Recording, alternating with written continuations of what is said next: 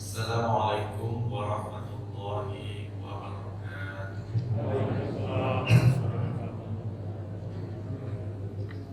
Innal hamdalillah nahmaduhu wa nasta'inuhu wa nastaghfiruh wa na'udzu billahi min shururi anfusina wa sayyiati a'malina.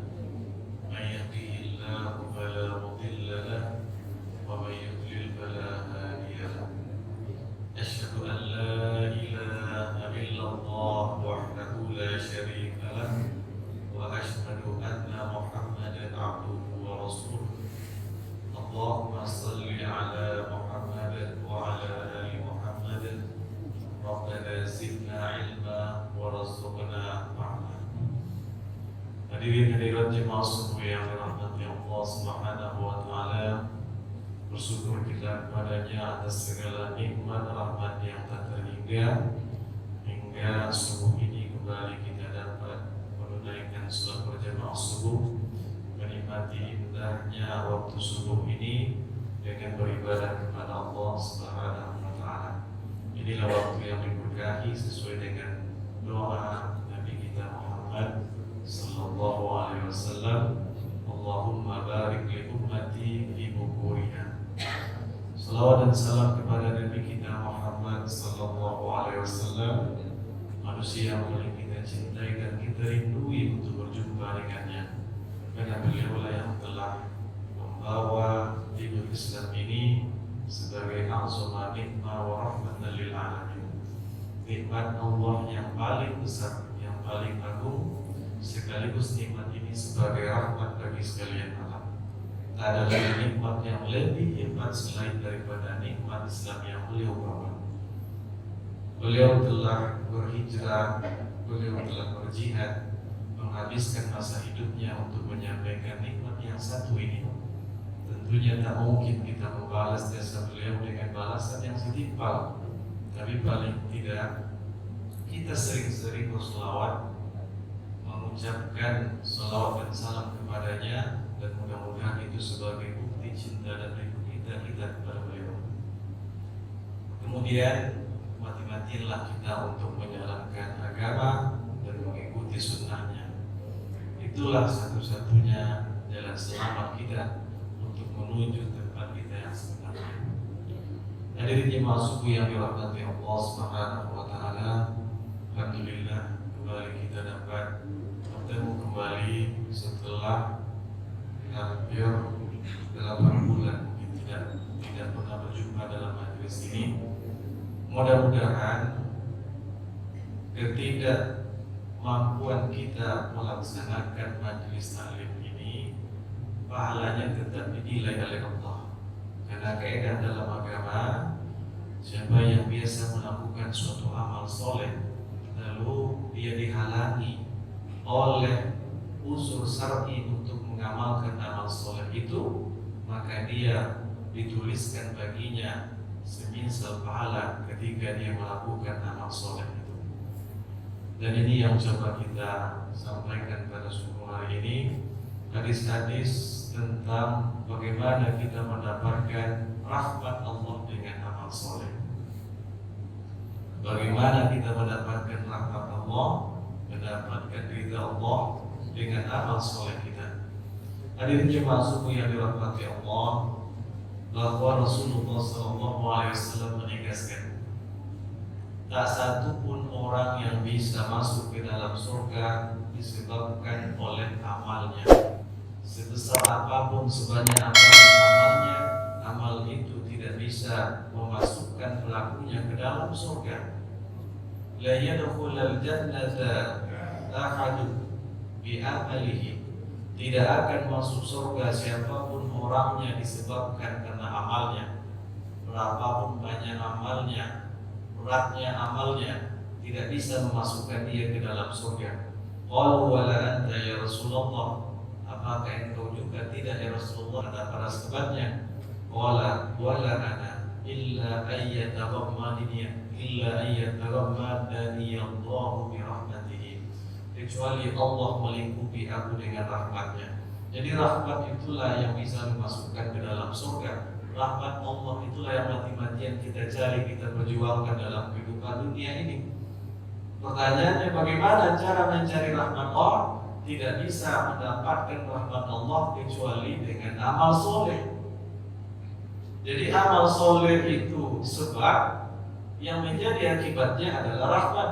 Yang kita cari akibat itu rahmat Allah itu. Karena hanya dengan rahmat Allah lah siapapun hanya bisa masuk surga, bahkan termasuk diri Rasulullah Sallallahu Alaihi Wasallam. Rahmat Allah yang kita cari. Lalu bagaimana cara mencari rahmat Allah? Saya membaca kitab Riyadhus Shalihin beberapa bab. Itu ada bab-bab yang terkait. Di antaranya pada jilid yang kedua, Imam An-Nawawi menyebutkan ada bab mubadarah ilal khairat, bab untuk senantiasa kita bersegera menuju kebaikan. Setiap saat selagi masa hidup kita ini ada, nyawa masih dikandung badan, terlintas dalam pikiran dan hati kita untuk melakukan suatu amal soleh, cepat kerjakan. Cepat kerjakan dan tunda-tunda. Karena ketika kita berniat berazam melakukan suatu amal, kita tunda, setan akan sibuk untuk menggagalkan amal soleh itu. Itu sudah menjadi kaidah pokoknya seperti itu. Karena setan tidak akan pernah lalai menggagalkan amal soleh kita. Coba kita renungkan suatu ayat yang sering kita dengar dalam surat Al-Imran. A'udzu billahi minasyaitonir rajim. Bismillahirrahmanirrahim.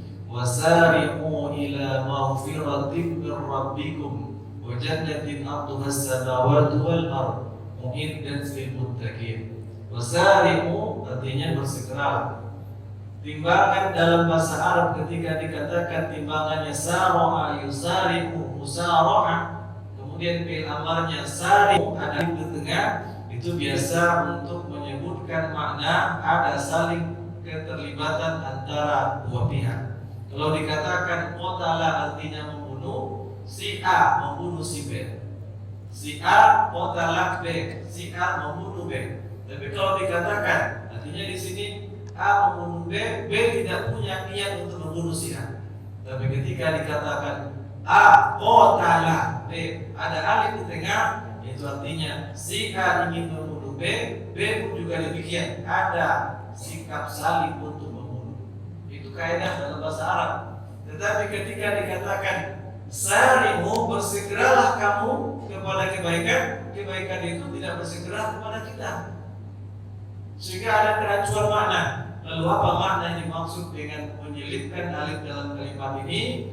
Di antara para ulama bahasa menyebutkan ada makna kesungguhan maksimal di sini.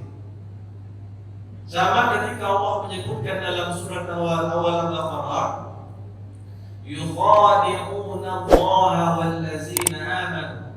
Mereka orang-orang munafik itu berusaha untuk menipu Allah. Ada alif di tengah, yukhadi'una, bukan yahda'una.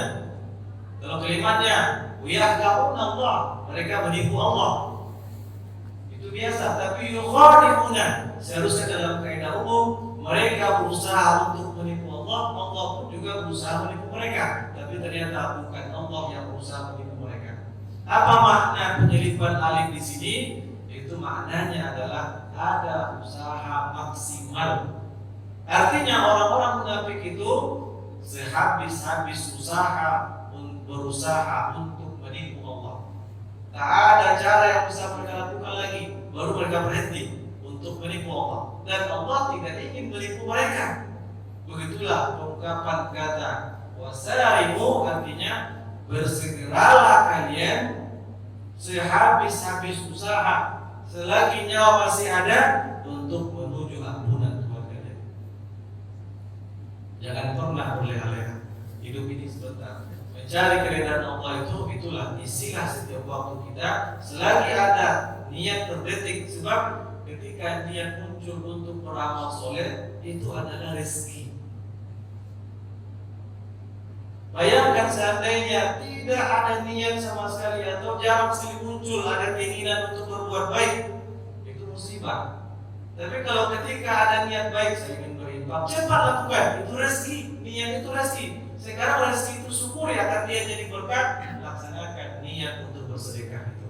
Jadi ada rezeki berupa niat, laksanakan, dia jadi berkah. Karena keberkahan itu adalah penambahan dari amal-amal soleh. Nah, itu prinsip yang pokok yang harus kita pegang. Setiap muncul keinginan beramal soleh, jangan tunda, segera lakukan. Ingin terniat untuk sholat malam, langsung ketika mau tidur pasangkan niat berdoa kepada Allah agar Allah bangunkan kita tengah malam, karena ada doa-doanya itu. Insya Allah kita bangun. Tanamkan niat yang kuat, insya Allah kita bangun tengah malam.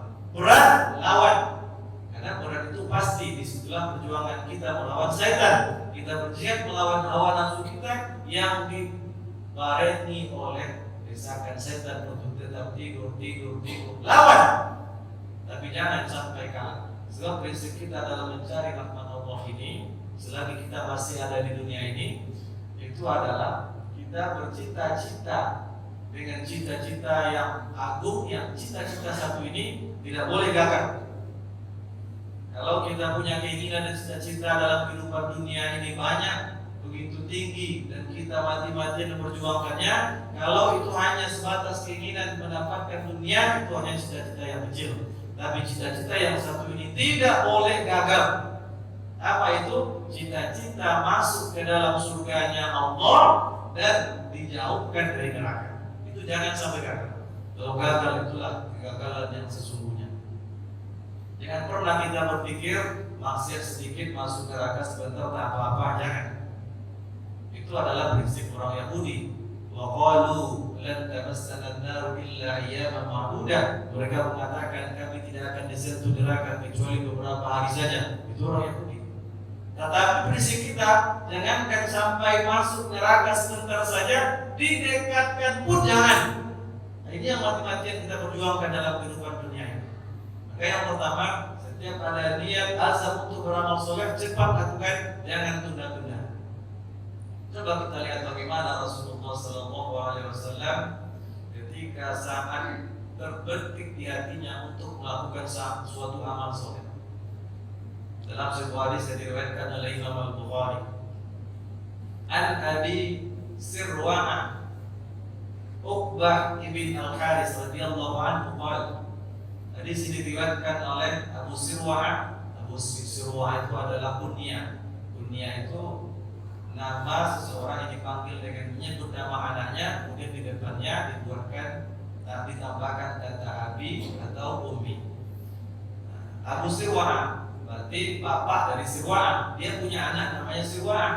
Nama dia sendiri Uqbah ibn Al-Haris. Jadi kunyah itu sebetulnya itu sunnah Nabi. Karena Rasulullah pernah mengatakan, disebutkan oleh Imam Muslim di dalam kitab Jami' Shaghir, kalian perkenalkanlah kunyah-kunyah kalian sebelum kalian dipanggil dengan panggilan yang kalian tidak suka. Jadi sunnah Nabi. Kalau sahabat-sahabat dulu banyak kunyah Abu Bakar, itu kunyah namanya Abdullah.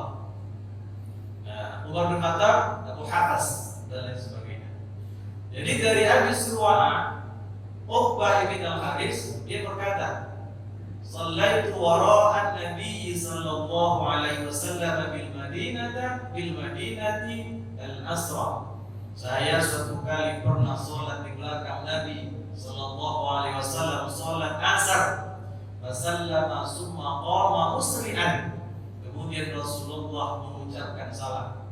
Selesai mengucapkan salam itu, beliau langsung berdiri dengan tergesa-gesa, dengan cepat sekali. Assalamualaikum warahmatullahi wabarakatuh. Kiri kanan langsung berdiri. Fayatahatta riqaban nas ila hujri nisaihi. Langsung beliau berdiri, kemudian melangkahi riqab, pundak-pundak para sahabat manusia yang saat itu masih sedang berada di dalam saf-saf mereka. Padahal biasanya prinsip para sahabat dalam sholat berjamaah itu, kalau sebelum Rasul meninggalkan tempat imamnya, mereka tidak akan ada yang pergi meninggalkan tempat duduk mereka. Itu ada. Rasul saja belum pergi, masa kita pergi? Sekarang Rasul yang langsung pergi. Habis salam langsung berdiri, kemudian dia tahatta riqaban nas, melangkai pundak-pundak manusia. Fafazi'an nasu min sur'atihim. Maka orang-orang manusia pun merasa heran, kenapa Rasulullah tergesa-gesa seperti ini. Mereka heran. Tentu wajar, Heran melihat sikap Rasul yang seperti ini. Muncul berbagai macam spekulasi dalam diri mereka. Apakah turun wahyu? Apakah terjadi sesuatu? Apakah ada suatu sunnah baru? Setelah Rasul keluar menuju rumahnya dan manusia merasa terheran dan terkejut, terkejut dan heran. Kemudian fakharaja alaihim, Rasulullah keluar kembali. Qara'an nasa wa ajibu, dia lihat orang sudah pada heran semuanya. Dalam keadaan seperti itu tak satu pun sahabat meninggalkan masjid menunggu apa kira-kira yang terjadi. Apa kira-kira berita yang akan disampaikan Rasulullah? Maka Rasulullah pun berkata, zakartu syai'an min tibrin indana fakarihtu ayyahbisani fa'amartu bikismati. Ternyata dalam pikiran kita mungkin tak terlalu besar perkaranya. Apa kata Rasul? Tadi saya ingat sesuatu berupa tibr.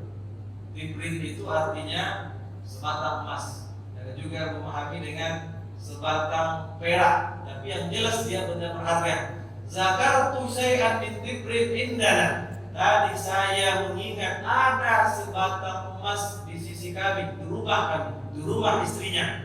Sebatang emas. Fakaritu ayyahbisani. Saya tidak suka harta sebatang emas ini akan memenjarakan saya. Ma'amartu bikismati, maka segera saya perintahkan bagikan. Dalam riwayat lain disebutkan Rasulullah saat itu ingat bahwa ada sebatang emas yang hendak disedekahkan. Itu artinya walaupun dalam keadaan sholat, ingat beliau sesuatu amal soleh, ingin menyedekahkan sesuatu benda yang berharga, padahal bukan merupakan perbuatan wajib, amal wajib, langsung bersegera, tidak menunda-nunda lagi. Demikian, semoga bermanfaat. Mari sama-sama untuk kita berusaha mengamalkannya. Terima kasih atas perhatian.